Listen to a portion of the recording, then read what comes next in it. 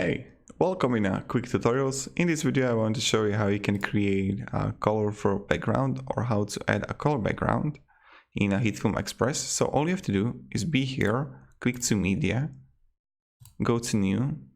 You can choose composite, short or plain, it's up to you. Let's go with the plain.